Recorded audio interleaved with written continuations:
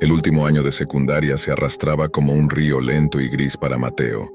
Sus días eran una sucesión de clases monótonas, deberes interminables y videojuegos que apenas lograban rasguñar la superficie de su aburrimiento. Caminaba por los pasillos de su escuela invisible para los demás, invisible para sí mismo, atrapado en una rutina que parecía eterna y estéril. Los amigos con los que compartía su tiempo hablaban con entusiasmo de la Deep Web, un lugar que sonaba prohibido, oscuro y cargado de misterio. Al principio, Mateo los escuchaba desde la distancia, como quien oye relatos fantásticos de otro planeta. Sin embargo, la curiosidad empezó a quemarle por dentro, un hormigueo inquietante que lo empujaba a explorar lo que nadie osaba contar. Una tarde, mientras sus padres discutían en la sala y la televisión vomitaba programas insípidos, Mateo encendió su computadora y empezó a buscar. No necesitaba mucho: unas guías básicas, un navegador especial, unas cuentas provisionales y un deseo ardiente de romper con la rutina. Sus dedos temblaban mientras ingresaba los comandos, y por un instante el mundo habitual de su habitación pareció desvanecerse. La pantalla se convirtió en un portal hacia algo invisible, un reino donde las reglas de la moral y la vida cotidiana no aplicaban. Primero se topó con sitios triviales: teorías conspirativas, drogas, foros de discusiones extremas. Su emoción inicial se transformó en decepción. Esperaba horror, misterio y transgresión, pero solo encontró basura disfrazada de prohibido. Aún así, no se detuvo. Había algo en su mente que lo empujaba hacia adelante, algo que quería ver hasta dónde podía llegar.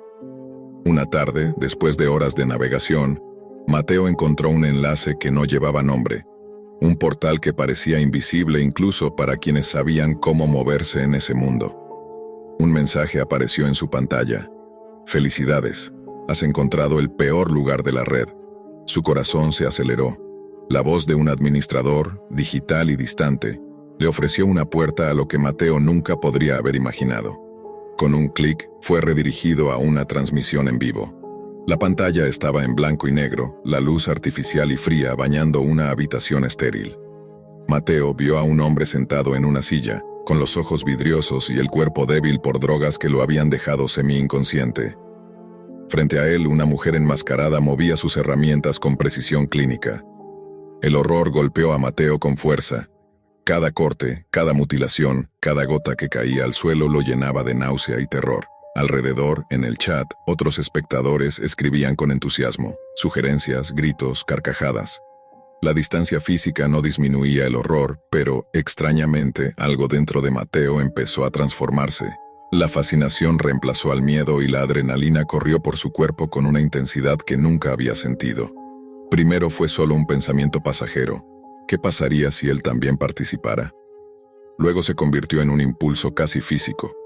Mientras el chat pedía el golpe final, Mateo, con manos temblorosas, escribió la sugerencia que nadie más había pensado: que el ataque terminara en la garganta del hombre. Sintió un estremecimiento de euforia, un placer oscuro que lo sorprendió a sí mismo. La mujer enmascarada ejecutó la orden sin vacilar, y Mateo observó cómo su sugerencia cobraba vida. No había retorno. La fascinación había eclipsado por completo la repulsión. La habitación de su adolescencia, con pósters de videojuegos y mochilas tiradas por el suelo, desapareció, dejando solo la fría luz de la pantalla y el rugido de su adrenalina. Desde aquel momento, Mateo supo que había cruzado un límite invisible. Lo que para otros era repulsivo y prohibido, para él era vital. Cada día de la escuela, cada tarea repetitiva, cada videojuego antes emocionante, parecía pálido en comparación con la intensidad de aquel mundo oscuro. La Deep Web no era solo un escape. Era un lugar donde podía sentir que existía de verdad, donde su vida adquiría un propósito retorcido que nadie más podía comprender. La obsesión creció con cada transmisión, con cada chat, con cada nuevo contacto con lo prohibido. Lo que empezó como curiosidad se transformó en adicción, y la línea entre el horror y la excitación se volvió irrelevante. Años más tarde, ya en la universidad, Mateo recordaba aquel primer encuentro con la misma mezcla de fascinación y vergüenza. Había cambiado. Sus amigos de secundaria lo veían como alguien normal, con estudios, intereses comunes y un semblante tranquilo, pero la oscuridad que lo había transformado seguía latiendo dentro de él. En los pasillos universitarios, entre conferencias y bibliotecas, sus pensamientos a menudo regresaban a aquel primer contacto con lo prohibido. No era nostalgia lo que sentía, sino reconocimiento de una verdad perturbadora. Aquel descubrimiento lo había despertado del tedio absoluto de la vida cotidiana, y nunca más podría volver a la inocencia. Mateo se convirtió en un maestro de los límites. Sabía cómo navegar en la sombra de Internet, cómo encontrar los sitios que alimentaban su obsesión sin dejar rastro, cómo mantener su vida normal mientras exploraba los abismos invisibles.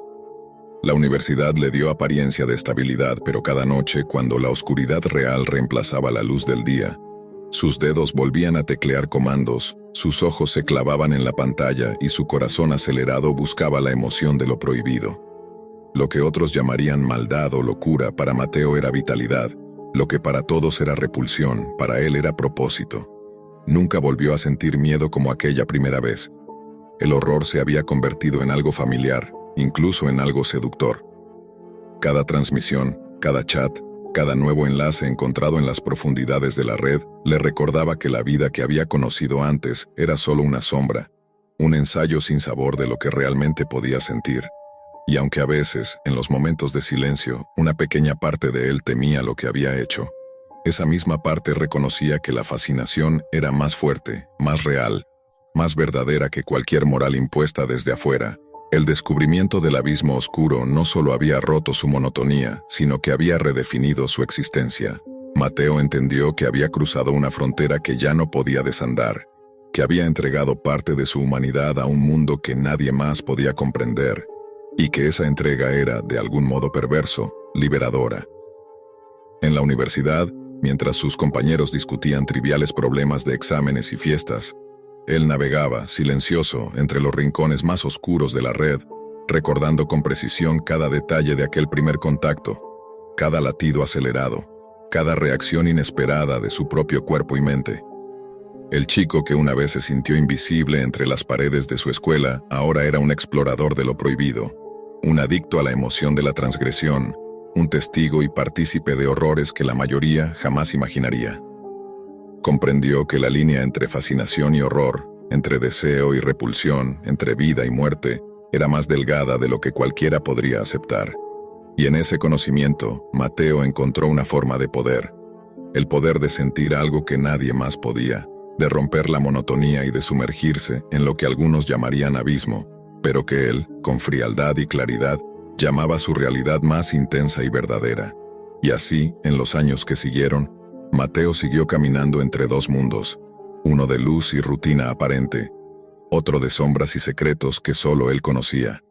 La Deep Web había marcado su vida para siempre, y aunque las memorias de aquel primer encuentro con el horror siempre le recordaban el precio de su curiosidad, también le recordaban la intensidad de la vida que había encontrado al otro lado. No había arrepentimiento, solo la certeza inquietante de que algunas puertas, una vez abiertas, nunca se cierran. Y mientras sus dedos escribían silenciosos en la noche, mientras sus ojos se fijaban en pantallas que nadie más podía ver, Mateo sonreía ante su propia oscuridad, consciente de que había descubierto algo que nadie más podría comprender y que esa oscuridad, aunque peligrosa, era ahora su fuerza, su propósito y su verdad más absoluta. El sonido del viento golpeando las hojas de los árboles resonaba en su pequeño apartamento como un eco de su propia soledad. Daniel, un estudiante universitario de 21 años, se sentó frente a su computadora con el rostro marcado por noches de insomnio y llanto constante. La ruptura con Camila, su novia de 6 años, había sido devastadora, y cada rincón de su vida parecía impregnado de ausencia. Cada canción que escuchaba, cada película que veía, cada mensaje que le llegaba, parecía recordarle la huella imborrable de alguien que había compartido con él más que simples momentos. Había compartido su mundo entero. La tristeza era un manto que lo envolvía, pesado y frío, y la necesidad de escapar de aquel dolor se volvió insoportable. Al principio la distracción fue sutil. Videos absurdos en YouTube, juegos en línea, conversaciones vacías con amigos que no podían comprender la profundidad de su abatimiento.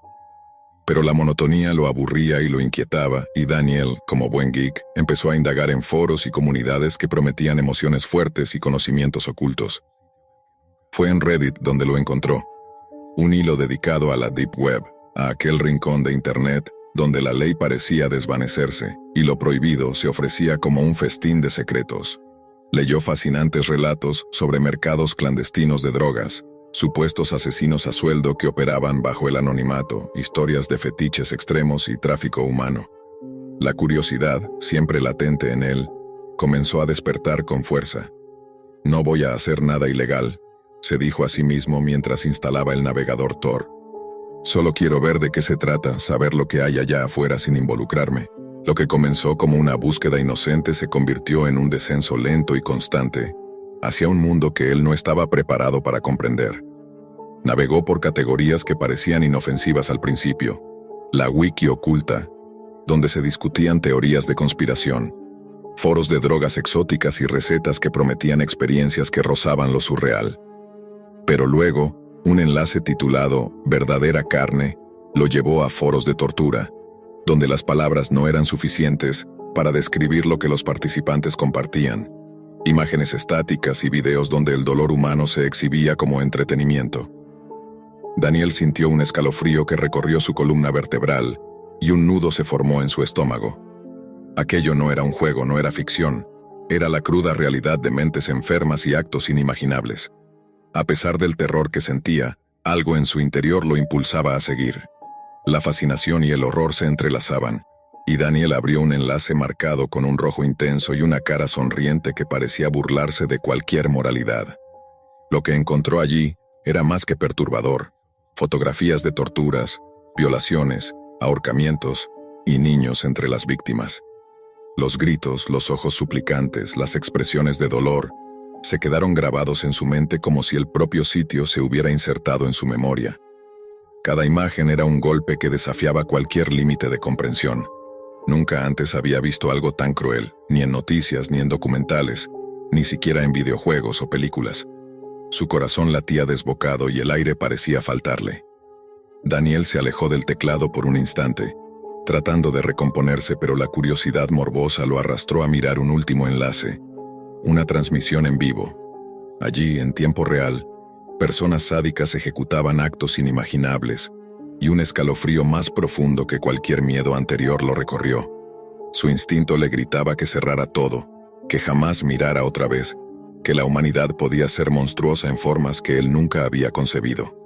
Cerró la pestaña con manos temblorosas, eliminó el navegador Tor de su computadora y prometió no volver a acercarse a aquel abismo. Durante días evitó su computadora. Cada recuerdo de lo que había visto lo perseguía. Sus noches eran un tormento, y la realidad cotidiana parecía teñida de gris, como si la luz de la normalidad hubiera sido filtrada por la sombra de aquello que había descubierto. Sin embargo, no podía evitar investigar. Leyó artículos, informes policiales y testimonios de otros curiosos. Muchos desestimaban tales horrores como leyendas urbanas, historias exageradas para asustar a los incautos. Pero Daniel sabía, con una certeza fría y dolorosa, que lo que él había visto era real, y que la tentación de explorar, aunque fuese desde la distancia, podía ser una puerta que no se cerraba nunca más. Con el tiempo, Daniel comenzó a hablar del tema con amigos cercanos, no para detallar lo que había presenciado, sino para advertirles. La Deep Web no es un lugar de aventuras, no es un territorio para el entretenimiento. Es un espejo de los rincones más oscuros de la mente humana. Un lugar donde la curiosidad puede destruir la inocencia y dejar cicatrices que ni el tiempo puede borrar. Cada relato que contaba estaba cargado de advertencias, con la intención de que otros no cayeran en la misma trampa que él, para que entendieran que algunas curiosidades son errores irreversibles. Aunque intentó retomar su vida universitaria, algo había cambiado dentro de él. La percepción de la realidad, la confianza en la bondad de las personas y la ingenuidad de la juventud se habían visto erosionadas por la experiencia. Cada día era una lucha silenciosa contra el recuerdo de aquellos horrores, y a veces, cuando las luces se apagaban y el silencio envolvía su habitación, podía escuchar un eco lejano de gritos, un recordatorio de que ciertas puertas, una vez abiertas, nunca se cierran completamente. Daniel comenzó a enfocarse en pequeños hábitos de recuperación, caminatas largas, ejercicios, lectura y meditación. Hablaba con profesionales de la salud mental sobre la ansiedad y la culpa de haber sido testigo de lo inimaginable. Descubrió que compartir su experiencia de manera responsable podía servir como advertencia, y que su dolor podía transformarse en un mensaje para otros. Por eso decidió escribir, narrar, documentar y advertir, usando sus propias palabras como escudo y guía. Si alguna vez te cruzas con la tentación de explorar la Deep Web, decía a quienes se interesaban por la curiosidad digital, detente.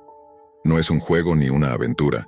Es un territorio donde la maldad humana se despliega sin límites, donde la violencia y el sufrimiento se convierten en espectáculo. Una vez que cruzas esa línea, tu mente y tu alma pueden cambiar para siempre, y no hay marcha atrás. El tiempo pasó y Daniel, aunque marcado, aprendió a vivir con sus cicatrices invisibles.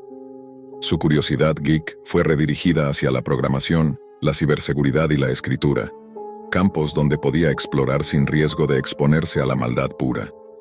Con cada historia que compartía, con cada advertencia que emitía, esperaba proteger a otros de caer en el mismo error que él cometió por una curiosidad post-ruptura, por una búsqueda de distracción en un momento de vulnerabilidad.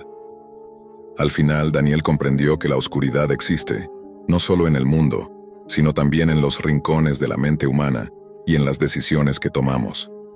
Y aunque la tentación de mirar siempre está allí, la verdadera fortaleza reside en cerrar la puerta a tiempo, en preservar la inocencia que queda, y en recordar que hay algunas experiencias que no se pueden deshacer, solo sobrevivir a ellas. Su vida nunca volvió a ser la misma, pero su historia se convirtió en un faro silencioso para los que podrían tropezar con la misma curiosidad peligrosa, un recordatorio de que algunas búsquedas, por más fascinantes que parezcan, están destinadas a dejar cicatrices permanentes.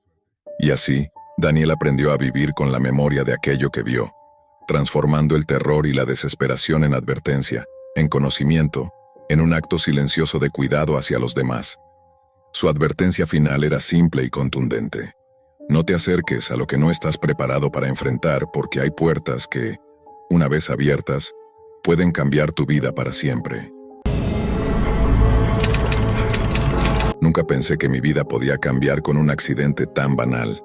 Fue un choque menor, apenas un rasguño en la defensa de mi auto, pero suficiente para detenerme y en medio de la confusión y los nervios, encontrarla a ella. Carolina. Ojos azules que parecían atravesar cualquier barrera, pecas que brillaban con la luz del atardecer y una sonrisa tímida que me hizo olvidar por un instante todo lo demás. Era una chica nerd, como yo, alguien que pasaba más tiempo frente a la pantalla que en reuniones sociales.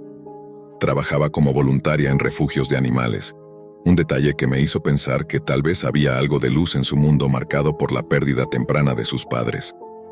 Esa mezcla de vulnerabilidad y fuerza me atrapó de inmediato. Los días que siguieron fueron un torbellino silencioso. Citas improvisadas, cenas que siempre terminaban con algún desastre cómico, y noches interminables de anime compartido. Carolina tenía esa habilidad de hacer que mi mundo, tan estructurado y solitario, se sintiera vivo y expansivo. Me encontré esperando con ansias cada mensaje, cada llamada, cada buenas noches que llegaba a mi correo o a mi teléfono, aunque fueran digitales. Nunca pensé que algo tan simple pudiera convertirse en el principio de mi caída. Todo cambió una noche. Una mezcla de alcohol, melancolía y necesidad de sentirse cercanos me llevó a pedirle fotos. Fotos desnudas. Ella dudó, vaciló, pero finalmente accedió. La culpa me carcomía mientras miraba las imágenes, sabiendo que cruzábamos una línea peligrosa, pero ignorando por completo el abismo que estaba a punto de abrirse. Días después, la primera señal de alerta llegó en forma de un mensaje críptico de un amigo online.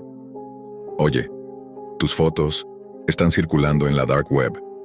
Sentí un vacío en el estómago. El mundo que creía seguro, que creía mío, se desmoronaba en un instante. No fue solo el hecho de que las imágenes existieran fuera de nuestro control. Fue la forma en que desaparecieron las fronteras entre intimidad y exposición. Cada rincón del internet oscuro parecía mirarme, burlarse de mi error, susurrarme que no había lugar donde esconderse. Intenté racionalizarlo, intentar minimizarlo, pero pronto comprendí que había caído en un terreno donde la ley y la moral no tenían fuerza. Un hacker se había apoderado de lo que considerábamos privado, y yo era su objetivo. Mi respuesta fue instintiva. Cada línea de código que escribía, cada script que ejecutaba, era un acto de desesperación. Logré rastrear al responsable, invadir su computadora y eliminar las fotos. Por un instante creí que había ganado, que había restaurado el equilibrio de mi mundo. Pero entonces apareció el mensaje, frío, impersonal y amenazante. Sé quién eres, sé lo que sabes. Te propongo algo, y aceptarlo será tu única opción para que esto desaparezca permanentemente. El miedo se instaló en mí como un huésped permanente. Cada notificación, cada sombra en la habitación, cada sonido fuera del lugar se convertía en un presagio de la llegada del hacker. Mi privacidad, ese concepto que hasta entonces había dado por sentado, se evaporó. Carolina descubrió la filtración. Sus ojos azules se llenaron de decepción y rabia, y con palabras que todavía me cortan por dentro, me acusó de traición. Nuestra relación, lo que había creído un vínculo puro, terminó en un instante, destruida por la combinación letal de confianza, vulnerabilidad y exposición digital. Pasaron semanas en un limbo constante. Me convertí en un espectador paranoico de mi propia vida. Cada correo electrónico era sospechoso, cada mensaje una posible amenaza. La Dark Web, ese mundo que antes solo había explorado por curiosidad geek, se convirtió en una pesadilla viva, un lugar donde cualquier error podía perseguirte para siempre. Me obsesioné con la idea de rastrear al hacker, de desentrañar su identidad, de encontrar un sentido a la amenaza que pesaba sobre mí. Pero con cada intento, la sensación de control se desvanecía. La realidad se mezclaba con la paranoia, y la línea entre víctima y culpable se difuminaba peligrosamente. Recordaba a Carolina a menudo. Pensaba en sus ojos, en las risas compartidas, en las noches de anime que ahora se sentían como recuerdos de otra vida. Me preguntaba cómo podía explicarle que todo había sido un error, un momento de debilidad humana que se había transformado en un acto de terror digital. Pero las palabras se quedaban atrapadas en mi garganta. La traición no era solo mía. Era de un sistema invisible que nos había atrapado a ambos. Un sistema donde la intimidad se convertía en moneda, y donde cualquier gesto podía ser usado en tu contra. La paranoia me llevó a tomar decisiones extremas. Cambié todas mis contraseñas, reforcé cada capa de seguridad, creé identidades falsas en cada plataforma. Me convertí en un fantasma digital, pero el miedo persistía. Sabía que el hacker me observaba, que esperaba el momento adecuado para reclamar su propuesta. Vivía en un estado de vigilancia constante, revisando cada archivo, cada conexión, con la sensación de que el mundo real y el virtual se habían fusionado en una amenaza constante. Lo más cruel era la soledad. La traición de la tecnología se había infiltrado en mi vida personal. Las llamadas, los mensajes de amigos, incluso la presencia de desconocidos en la calle, me hacían cuestionar qué estaba realmente seguro. Cada sonrisa que encontraba en la calle parecía un recordatorio de lo que había perdido, de la confianza rota y de la intimidad vendida al precio de unos clics en la Dark Web. Me sentía atrapado, encadenado a un sistema que no ofrecía redención ni perdón. A veces me sentaba frente a la pantalla, recordando los primeros días con Carolina, intentando reconstruir mentalmente la sensación de normalidad, de ternura, de cercanía. Pero la realidad siempre golpeaba. Ella me veía como un traidor, yo me veía como un prisionero de mis propias decisiones, y el hacker seguía ahí, invisible, omnipresente, aguardando el momento de intervenir de nuevo. La intimidad, que creía un espacio sagrado, se había transformado en un campo minado, donde un solo paso en falso podía destruirlo todo. Pasaron meses, y aprendí a vivir con la tensión, con el miedo constante, con la ansiedad que se había convertido en mi sombra. Cada noche revisaba la computadora. Cada ventana emergente me hacía saltar. Cada correo desconocido disparaba un pequeño pánico. Había perdido mucho más que una relación. Había perdido la certeza de que algún lugar del mundo podía ser verdaderamente seguro. Mi vida se redujo a un equilibrio precario entre la vigilancia constante y el intento de mantener algo de normalidad. Aprendí a no confiar plenamente en nadie, a no compartir nunca más ningún detalle íntimo, a vivir en alerta perpetua. Y aún así, en medio de la paranoia, Hubo momentos de reflexión dolorosa. Entendí que la traición no siempre viene de otra persona. A veces surge de nuestras propias decisiones, de la mezcla de vulnerabilidad y confianza mal colocada. Entendí que en la era digital, la privacidad es una ilusión, una idea romántica que choca con la realidad de un mundo donde los secretos se venden, se filtran, se usan como arma. Cada error tiene consecuencias desproporcionadas y la línea entre víctima y culpable se vuelve borrosa, dejando solo la conciencia pesada y el miedo constante. Ahora camino por mi rutina diaria con un ojo siempre abierto, evaluando cada interacción, cada mensaje, cada gesto, con la sospecha de que cualquier cosa puede ser observada, monitoreada, usada en mi contra. El hacker sigue siendo un fantasma, un recordatorio perpetuo de que la seguridad es efímera, que el control es temporal, que la vida puede cambiar con un solo error. A veces me sorprendo deseando que desaparezca todo, que las sombras digitales se disuelvan, que Carolina me perdone y que el mundo sea otra vez un lugar donde la intimidad no sea un riesgo mortal. Pero esa es solo una esperanza vana. La verdad, la amarga verdad, es que aprendí demasiado tarde que la confianza y la vulnerabilidad, cuando se mezclan con la tecnología, pueden ser letales. Aprendí que un instante de debilidad puede perseguirte por siempre, que la exposición digital no tiene retorno, y que la traición no siempre viene de un enemigo visible. La deuda con el hacker permanece, silenciosa y amenazante, un recordatorio constante de que la oscuridad en la que nos sumergimos al compartir lo que creíamos privado nunca se olvida, nunca perdona y siempre acecha, lista para cobrar su precio en el momento más inesperado. El verano de 2015 llegó con un calor sofocante, de esos que se sienten pegajosos incluso dentro de las habitaciones con el aire acondicionado al máximo.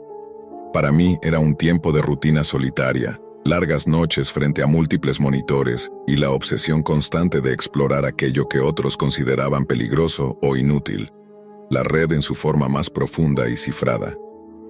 Había trabajado durante años como hacker autodidacta, y aunque mis hazañas solían limitarse a cuentas bancarias olvidadas, luces de calles que podía manipular con un par de líneas de código y archivos gubernamentales que desaparecían de los registros como fantasmas, siempre sentí que había algo más allá, algo que ningún simple navegador Tor podría revelar. Fue entonces cuando escuché, en un foro oscuro y casi olvidado, el rumor de la web de las Marianas, un espacio digital tan profundo y recóndito que solo aquellos con conocimiento extremo y paciencia podían alcanzarlo. Me obsesioné con la idea. Durante semanas perfeccioné mi encriptación, mis proxies y mis protocolos de autenticación. Cada línea de código era un paso hacia lo desconocido, hacia un abismo que pocos se atrevían a mirar. Cuando finalmente logré penetrar, no encontré más que lo esperado. Mercados de drogas, tarjetas robadas, fetiches extraños. Nada que realmente sorprendiera a alguien acostumbrado a las oscuridades de la red. Sin embargo, un mensaje inesperado apareció en mi pantalla, resaltado en rojo, como si esperara ser descubierto. Para quien busca más allá, mira esto. El enlace me llevó a un video de baja calidad. La imagen era granulada, borrosa, pero lo que más me estremeció fue el sonido. Un crujido metálico constante, como si algo se arrastrara justo fuera del encuadre. En la pantalla apareció un hombre enmascarado, sentado en una silla bajo una luz tenue que apenas delineaba su rostro. Su voz era calmada, casi seductora, y cada palabra tenía un peso macabro. Se presentó como Alpha, un asesino serial que, según sus propias palabras, había perfeccionado la forma de infligir dolor y sorpresa. Mientras hablaba, mostraba fotografías de víctimas, algunas apuñaladas, otras golpeadas, otras atropelladas. Cada imagen parecía más real que la anterior, y aunque intenté apartar la mirada, no pude. Una mezcla de fascinación y repulsión me mantenía pegado a la pantalla. En un impulso que ahora me parece inconcebible, escribí en los comentarios: «Eres un tipo enfermo». Lo envié y por un segundo pensé que nada pasaría. Pero la pantalla parpadeó, se oscureció y un chat emergió de la nada, dirigido directamente a mí. La voz de Alpha, o quizás el texto generado por él, revelaba información que no debería haber sabido nadie. Mi dirección exacta, los nombres de mis familiares, de mis amigos, incluso de mis maestros de la secundaria. Cada línea de texto era una amenaza velada, cada palabra un recordatorio de que yo estaba siendo observado. Antes de poder reaccionar, mi computadora se apagó irreversiblemente. Los días siguientes fueron un infierno. Cada sonido en la calle, cada coche que frenaba cerca de mi casa, cada sombra que cruzaba la ventana me hacía saltar. La paranoia se convirtió en mi rutina, hasta que un día, un hombre extraño apareció en la puerta. Vestía de manera simple, pero sus ojos tenían una intensidad que helaba la sangre. Preguntó por mí con un tono casual, como si supiera que iba a encontrarme. Mi madre, percibiendo la extrañeza del hombre, lo despidió con cortesía y cerró la puerta. Me quedé temblando, consciente de que el riesgo no había desaparecido, solo se había retrasado. A partir de ese momento, mi vida se transformó en una vigilancia constante. Cada correo electrónico era examinado con lupa, cada visitante sospechoso era un posible alfa o asociado. Mis amigos dejaron de invitarme a reuniones. Mis familiares comenzaron a notar mi obsesión y mi aislamiento. La web de las Marianas se convirtió en un símbolo de todo aquello que podía salir mal en la vida digital. Un lugar donde un solo error, un solo comentario imprudente, podía atraer a alguien capaz de hacer daño en la vida real. A menudo me pregunto qué habría pasado si mi madre no hubiera estado allí aquel día.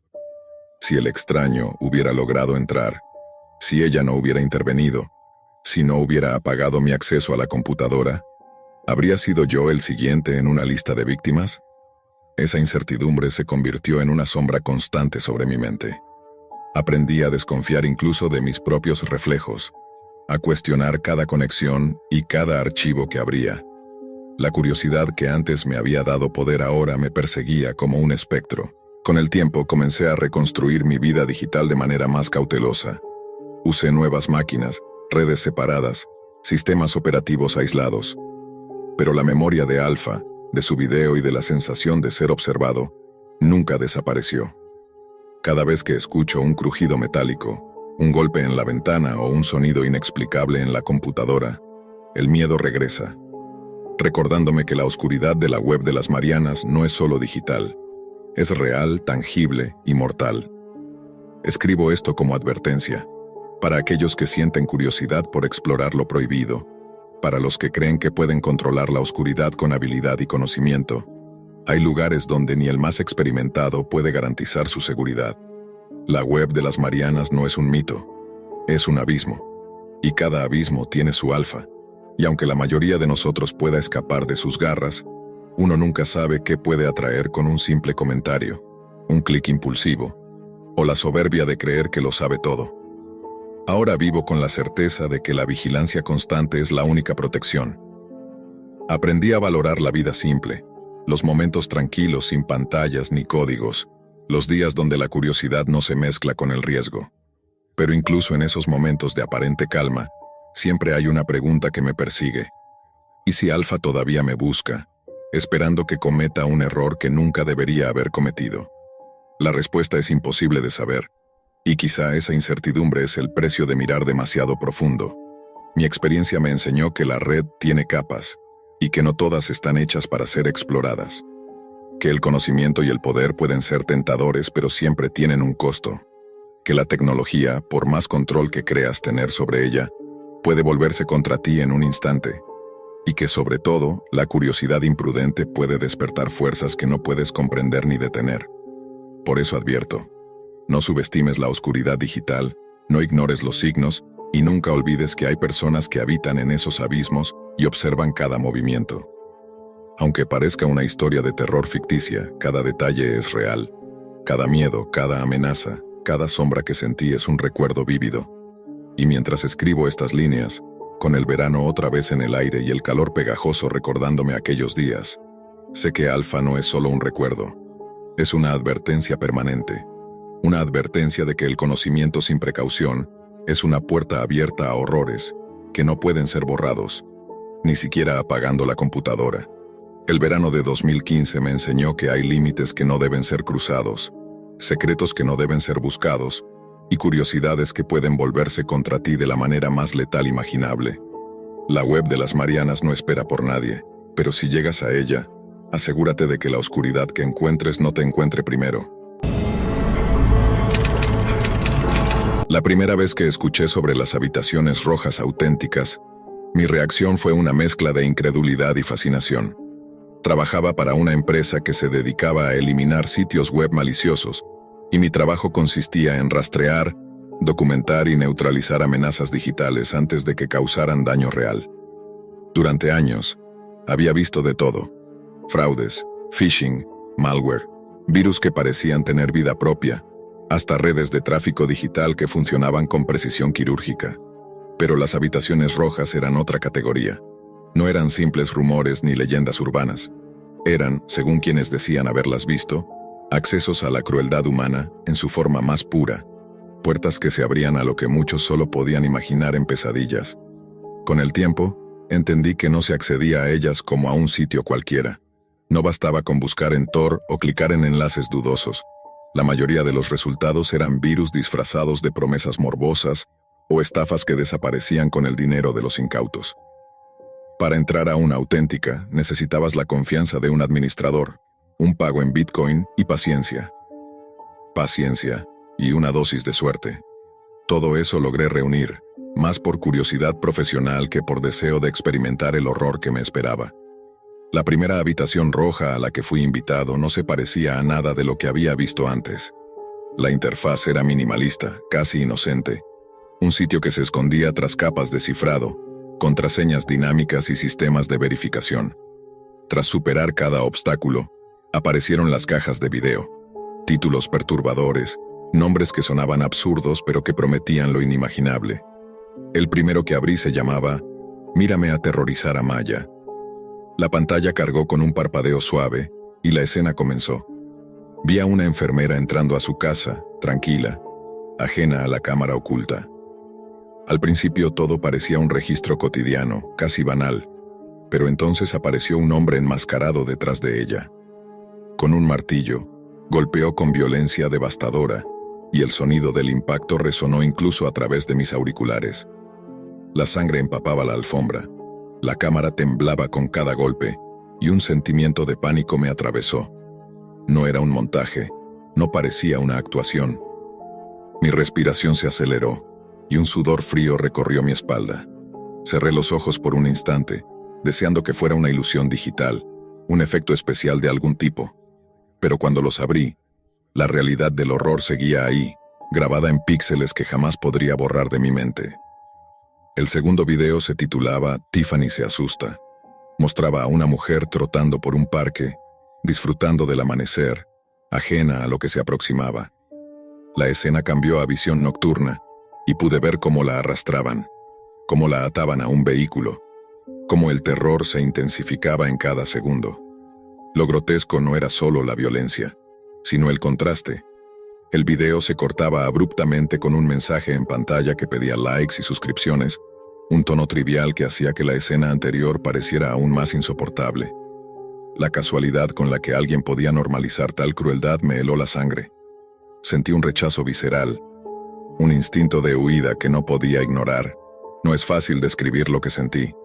Estaba sentado frente a la pantalla, y mi cerebro intentaba procesar algo que parecía imposible: la humanidad en su forma más cruda y retorcida, mostrando un morbo que no podía comprender.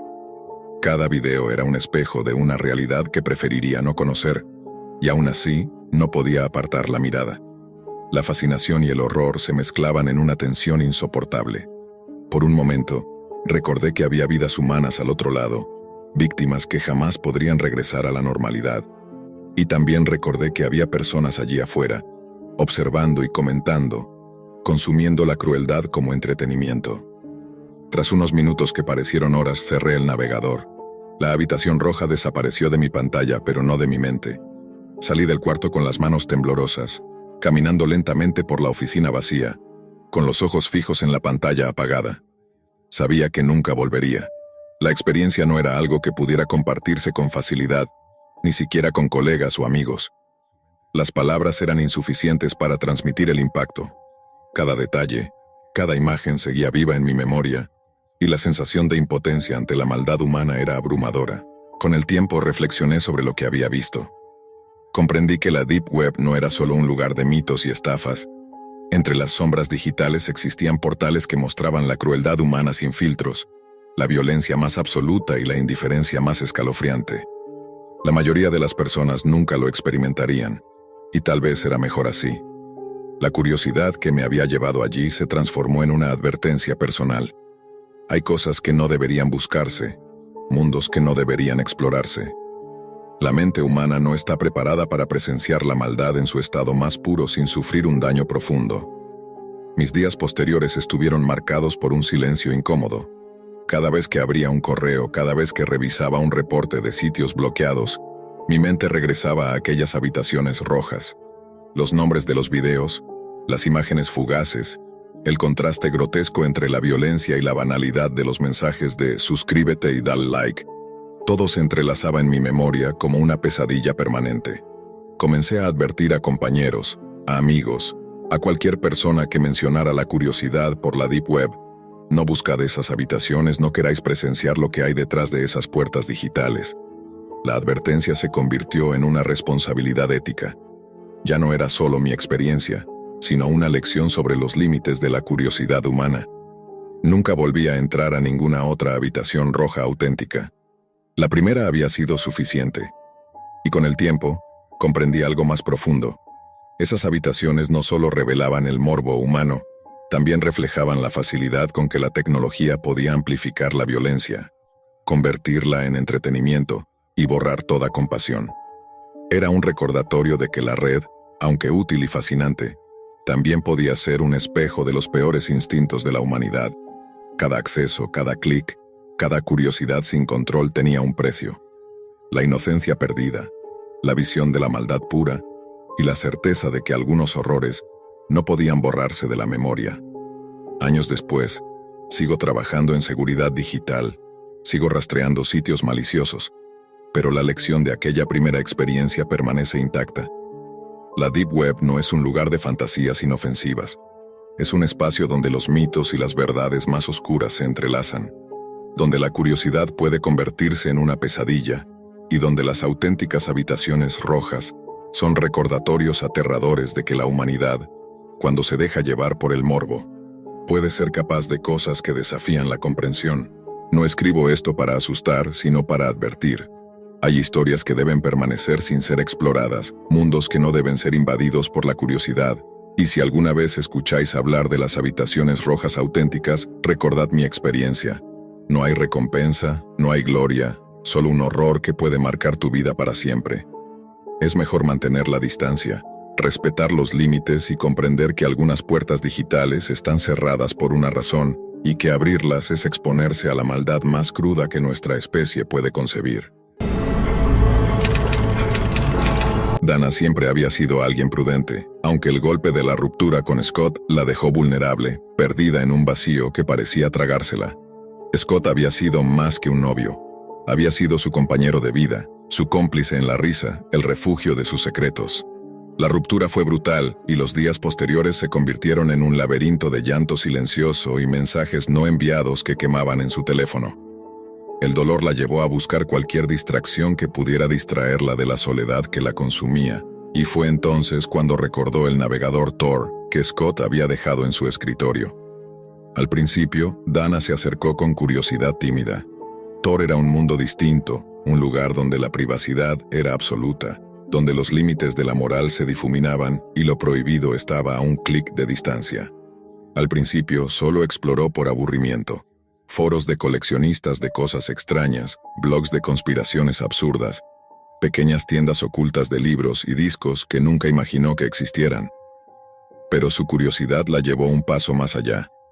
Un sitio en particular captó su atención, un foro de la Dark Web que ofrecía todo tipo de servicios para adultos. Dana no buscaba nada, solo miraba, con una mezcla de miedo y fascinación, hasta que se topó con un hilo sobre organizaciones de orgías. Un escalofrío recorrió su espalda. Cerró la ventana, intentando convencer a sí misma de que no era algo que le interesara, pero un pequeño alivio se instaló en su pecho. Al menos había salido ilesa. Al día siguiente, mientras desayunaba en un pequeño café cerca de su apartamento, su teléfono vibró. Un mensaje de un número desconocido apareció en la pantalla. Bonito plato.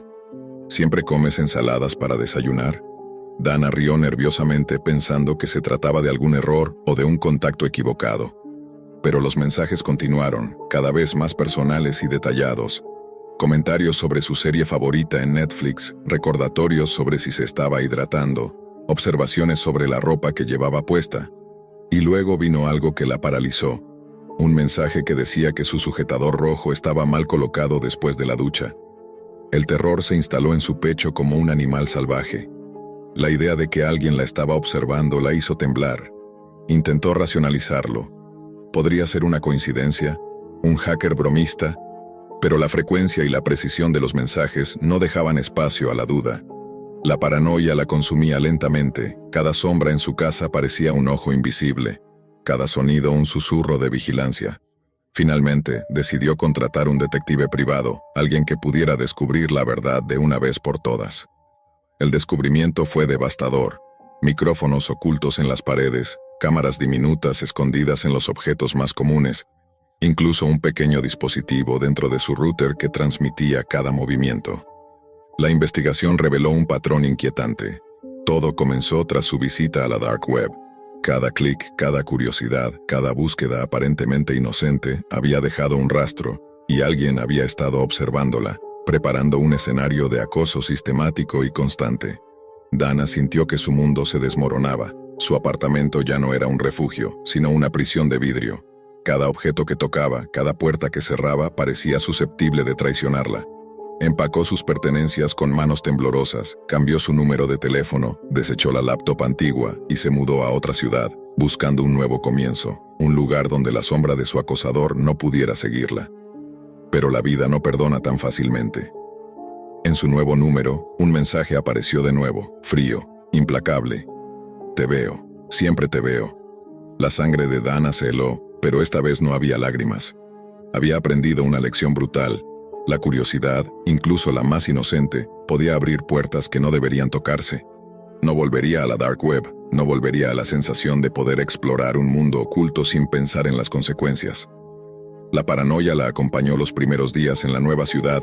Cada sombra en la calle, cada desconocido en la cafetería, podía ser el mismo ojo invisible que la había perseguido antes. Sin embargo, con el tiempo, Dana comenzó a reconstruir su vida lentamente.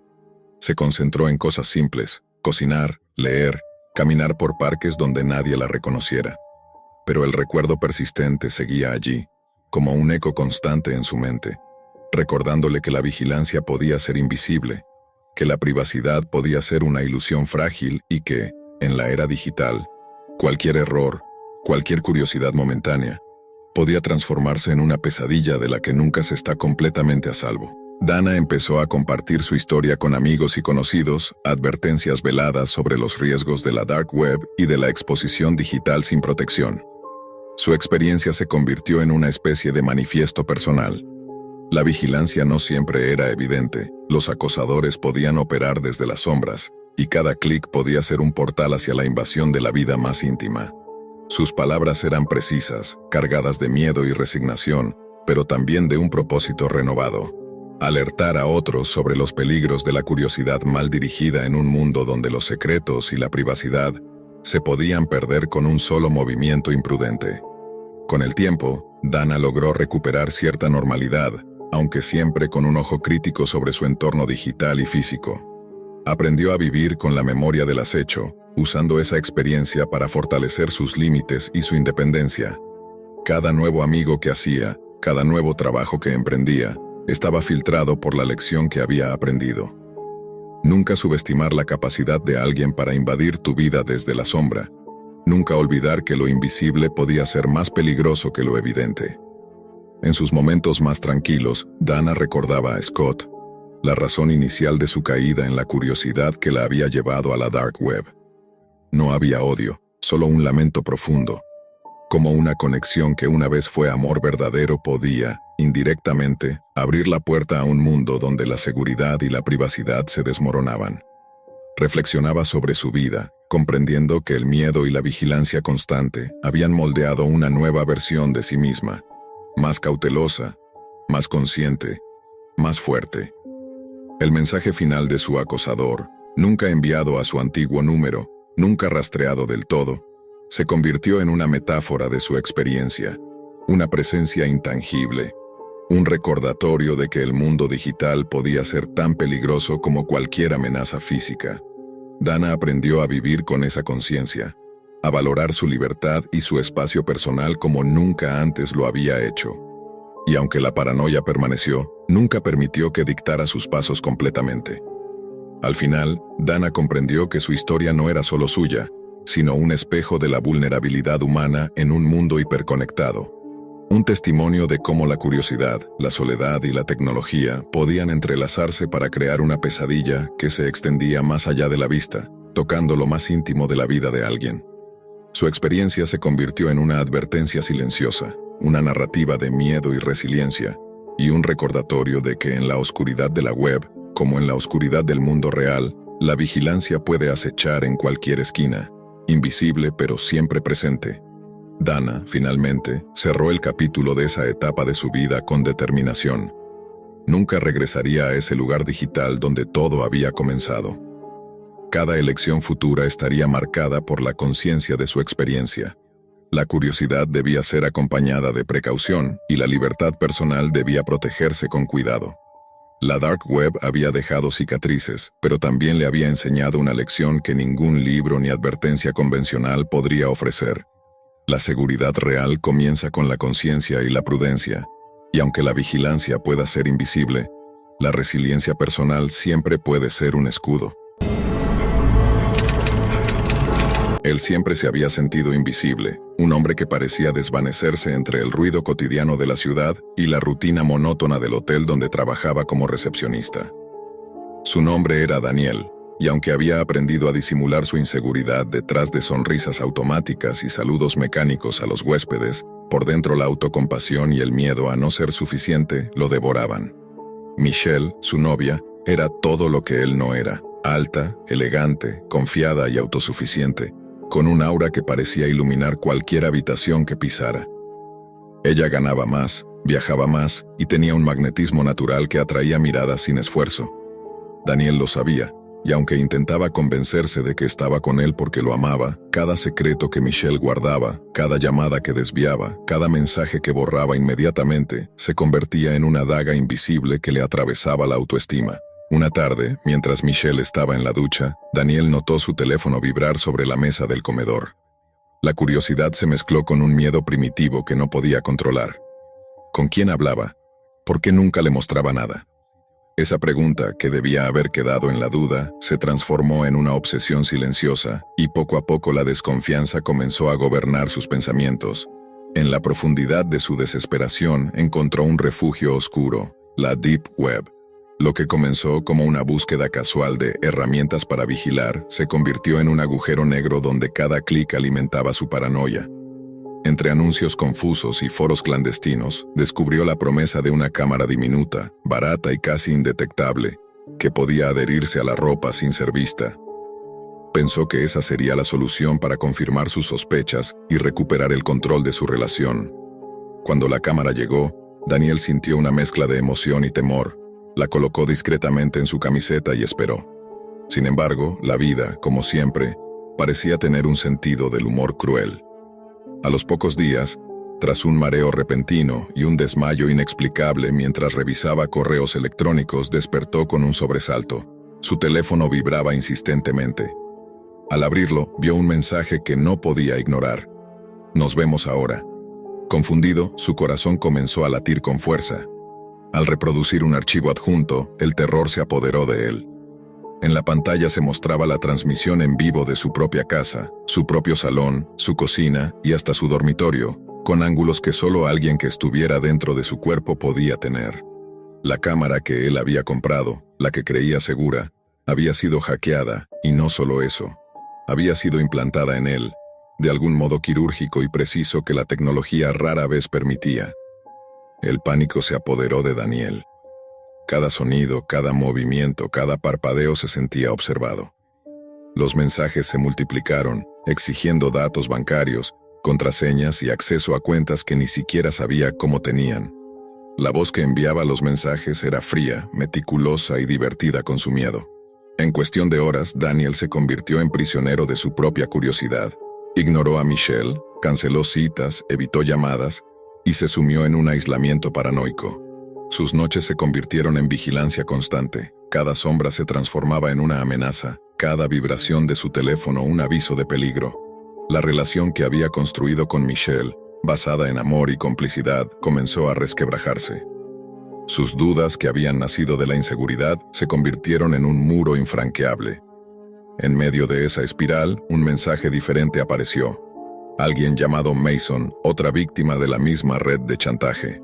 Compartían detalles y coincidencias, implantes, hackeos, amenazas. La alianza improbable dio a Daniel un mínimo sentido de esperanza. Mason sugirió un plan: simular ingresar datos falsos para rastrear al hacker. Cada acción debía ser medida, cada mensaje cuidadosamente calculado, porque un error significaba perder cualquier oportunidad de libertad. Entre códigos, transferencias simuladas y horas de vigilancia, Daniel comenzó a reconstruir su vida alrededor de un objetivo: capturar a quien lo mantenía prisionero. El seguimiento los llevó a una casa abandonada, en los límites de la ciudad, con paredes cubiertas de grafitis y ventanas rotas. La tensión era palpable. Al entrar encontraron a un adolescente, nervioso y tembloroso, que manipulaba dispositivos electrónicos y pantallas. La sorpresa de Daniel fue mayúscula. Este joven era solo un peón. Bajo presión, el adolescente reveló la verdad. El cerebro detrás de todo era un médico, su primo, un hombre con conocimientos avanzados de tecnología y acceso a procedimientos médicos, que había implantado los dispositivos en las víctimas con precisión quirúrgica. El horror que sintió Daniel al comprender que alguien que conocía el cuerpo humano tan íntimamente lo había convertido en un juguete de vigilancia fue absoluto. Tras remover los implantes mediante procedimientos quirúrgicos cuidadosamente supervisados, Daniel volvió a casa liberado de la amenaza física, pero no de las cicatrices emocionales. La paranoia, el miedo y la traición habían dejado marcas profundas. Al entrar en su apartamento, encontró la nota de Michelle. No puedo competir con tu miedo, me voy. La mezcla de dolor, culpa y realización se instaló en él.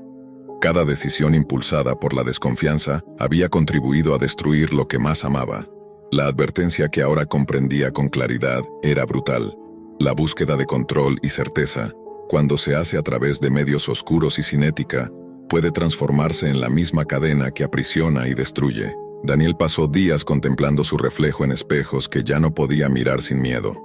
La idea de que la Deep Web, que antes parecía una herramienta útil, había resultado ser un agujero negro de manipulación y destrucción, se volvió una lección viva. No había delito inicial más que su curiosidad y desconfianza. No había fuerza externa más poderosa que su propia paranoia. Cada llamada perdida de Michelle, cada mensaje no respondido, cada noche en vela, habían contribuido a su caída. Sin embargo, de todo ese caos surgió un hilo de claridad. Había sobrevivido, había recuperado el control sobre su cuerpo y su privacidad, aunque no sobre su vida sentimental. El proceso de reconstrucción fue lento y doloroso. Cada intento de contacto con Michelle se encontraba con la barrera de su ausencia. Las palabras de disculpa, aunque sinceras, parecían vacías frente a los meses de distancia emocional y miedo que él había generado. Daniel comprendió que su mayor error no había sido la curiosidad tecnológica, sino la incapacidad de confiar y comunicar, de enfrentar sus inseguridades sin buscar atajos oscuros. La paranoia, una vez alimentada por la inseguridad, había destruido su mundo. En la soledad de su apartamento, Daniel comenzó a escribir un diario, no solo como catarsis, sino como advertencia. Describía cómo una decisión aparentemente pequeña, comprar una cámara diminuta para espiar a alguien que amaba, podía desencadenar un ciclo de chantaje, manipulación y pérdida. Recordaba cada mensaje amenazante, cada movimiento calculado, cada instante en que creyó que su privacidad estaba invadida y que su vida estaba en manos de extraños. En la quietud de la noche, meditaba sobre el precio de la desconfianza y la sed de control. El tiempo pasó, y Daniel aprendió a vivir de nuevo. Aunque las cicatrices eran visibles para quienes conocían su historia. La Deep Web, antes un territorio de curiosidad tecnológica, ahora era para él un recordatorio constante de los peligros de buscar soluciones rápidas a inseguridades profundas. Cada vez que escuchaba noticias de hackeos, chantajes o implantes ilegales, su corazón se aceleraba y el recuerdo de su propia experiencia se mezclaba con un sentimiento de amargura y claridad. Algunas puertas, una vez abiertas, no se cierran sin consecuencias. Michelle nunca regresó. La pérdida fue definitiva. Y aunque Daniel recuperó su libertad física y tecnológica, la relación que había querido proteger se había perdido para siempre. Sin embargo, su experiencia lo transformó. Aprendió a priorizar la comunicación, a enfrentar la inseguridad sin recurrir a medidas extremas, y a reconocer que la paranoia, aunque parezca justificada, puede volverse un enemigo más letal que cualquier hacker o chantajista. Con cada página de su diario, con cada reflexión silenciosa frente al espejo, comprendía que la lección más dura de todas no era la técnica de vigilancia ni el hackeo sofisticado, sino la fragilidad humana ante la desconfianza y el miedo. Al final, Daniel cerró la libreta con un suspiro profundo. Había sobrevivido, había aprendido y había perdido. Su advertencia final, destinada no solo a sí mismo sino a cualquiera que se aventurara en la búsqueda de certezas a través de medios oscuros, era simple. La desconfianza y la curiosidad mal dirigida pueden transformar herramientas inofensivas en trampas devastadoras, y el costo puede ser mucho más alto de lo que uno está dispuesto a pagar. Reflexionando, comprendió que el verdadero peligro no estaba en la cámara, ni en el hacker, sino en él mismo y en la manera en que su inseguridad lo había llevado a abrir puertas que nunca deberían haberse abierto. La libertad, concluyó, es tanto interna como externa, y solo enfrentando nuestros miedos y aprendiendo a confiar se puede evitar que la oscuridad digital se convierta en una prisión personal de la que no haya escape.